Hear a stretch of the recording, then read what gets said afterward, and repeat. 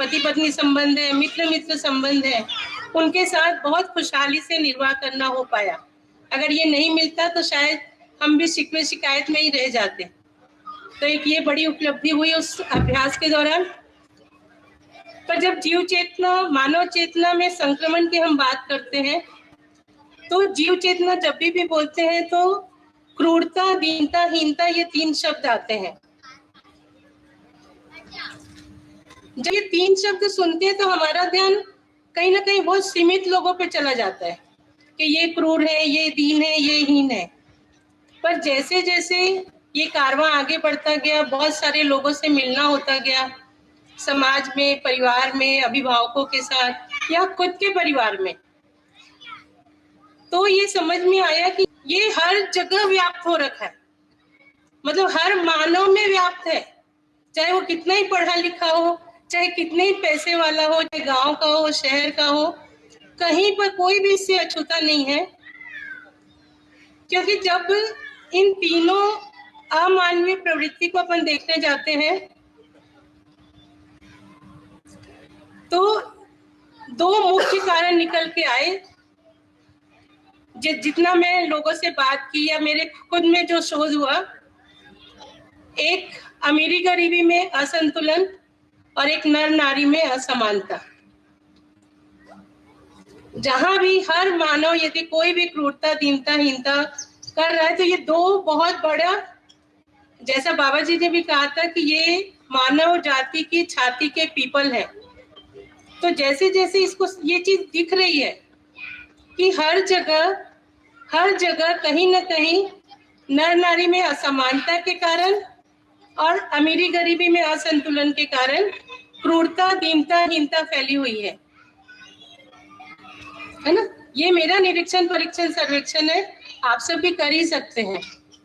जब हम अमीरी गरीबी में असमानता बोलते हैं तो हमको क्या दिखता है कि एकदम अमीर पक्ष दिखता है या फिर एकदम गरीब पक्ष दिखता है। लेकिन ये जो बीच में आम आदमी है उसको लगता है कि नहीं, हम इस कैटेगरी में नहीं है। जब हम ये सुनते हैं कि अमीरी गरीबी में संतुलन होना चाहिए तो हमको एकदम एक्सट्रीम चीज दिखाई देती है। लेकिन अगर हम देखेंगे आम आदमी को, तो आम आदमी में भी स्टेटस के नाम पर, है ना, स्टेटस के नाम पर ये अमीरी गरीबी में असंतुलन हर आदमी में दिखाई देगा। रूप के आधार पर, धन के आधार पर, पद के आधार पर, बल के आधार पर, बुद्धि के आधार पर। और वैसे ही जब हम अमीरी गरीबी में, नर नारी में असमानता देखते हैं, ये बात मैं इसलिए रख रही हूँ क्योंकि जब हम संबंध की पहचान करा रहे हैं तो वहां माता पिता, भाई बहन, पति पत्नी, जब हम इन संबंधों को बोलते हैं तो यहाँ समानता है। हम माता पिता बोलते हैं, भाई बहन बोलते हैं, पति पत्नी बोलते हैं, लेकिन जब जीने की धरातल पर जाते हैं तो एक बहुत बड़ा गैप दिखाई देता है ना। मतलब ये समझ आ रहा है कि जब नर नारी में समानता नहीं होगी तो हम बच्चों को चेतना विकास कैसे दे पाएंगे, है ना। मतलब बच्चा माता पिता को देखता है ना, या भी पति पत्नी संबंध हमको दिखाई देते हैं चारों तरफ। तो जब हम संबंध की निर्वाह की बात करते हैं तो ये बहुत सारे रोड़े हैं जो दिखाई दे रहे हैं, है ना।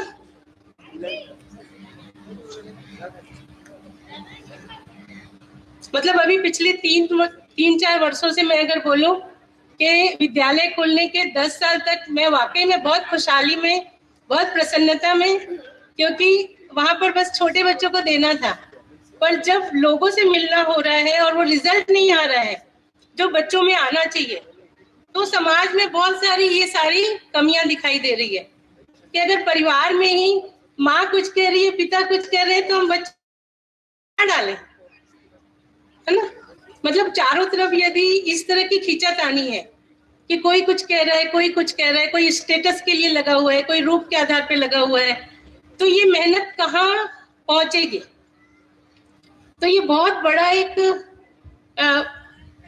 आवश्यकता ही नहीं, अनिवार्यता लगने लगी है कि जहां भी जीवन विद्या शिविर हो रहे हैं, अध्ययन हो रहे हैं, या चेतना विकास मूल्य शिक्षा के लिए टीचर तैयार हो रहे हैं, है ना, अभिभावक तैयार हो रहे हैं, उनके साथ इन सारे मुद्दों पे बहुत अच्छे से बात होने की जरूरत है।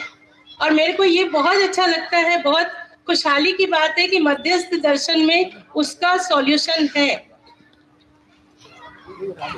ना। जब हम नर नारी में असमानता बोलते हैं तो समानता की जब हम बात करेंगे तो श्रद्धेय बाबा जी ने बहुत बढ़िया से बताया है कि नारी अपने सतीत्व के साथ सफल होगी और पुरुष अपने यतित्व के साथ सफल होगा और दोनों एक दूसरे के पूरक होंगे।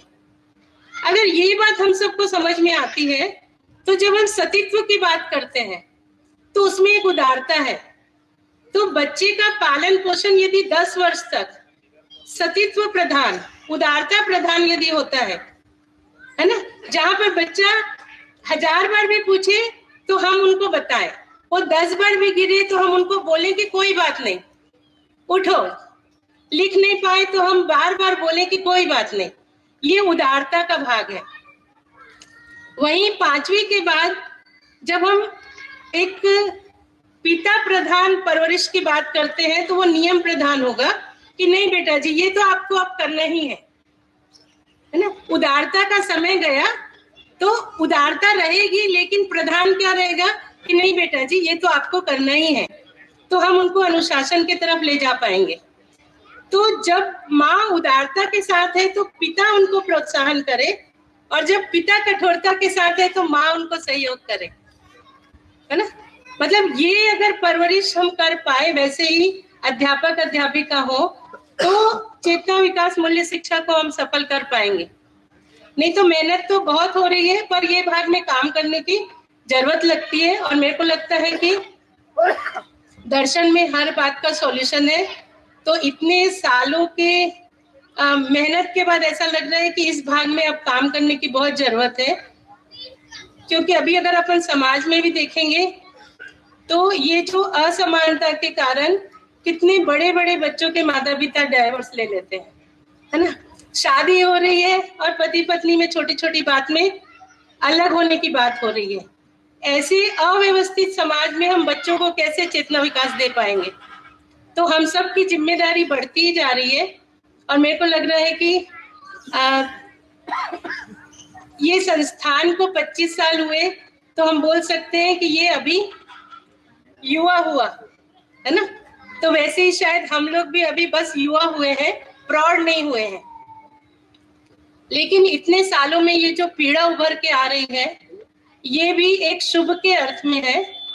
तो आने वाले और 25 वर्षों में मेरे को लगता है कि हम लोग और अच्छे से चेतना विकास पर काम कर पाएंगे, क्योंकि पहले हम लोग अति उत्साह में थे, फिर उत्साह में थे, फिर हमको कुछ कमी दिखाई दी, पीड़ा में आए, अब पीड़ा से शुभ का प्रसव होगा।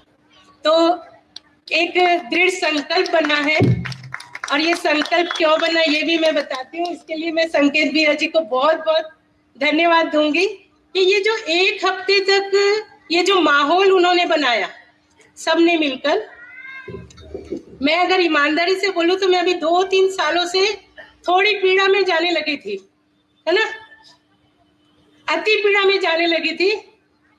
लेकिन वापस उससे निकलने के लिए एक जो उत्साह बना कि नहीं, अभ्युदय संस्थान भी अभी बाल्यावस्था में है, तो मैं भी अपने आप को अभी बाल्यावस्था में मानूं, और अब हम प्रौढ़ होंगे और अपने आप को और दृढ़ता के साथ इसमें लगाना है। तो एक संकल्प का जन्म हुआ है रजत जयंती उत्सव के दिन। तो मैं अगर 1 महीने से बीमार थी और अभी 5 दिन में अगर ठीक हुई हूँ तो उसका श्रेय इस रजत जयंती समारोह को जाता है।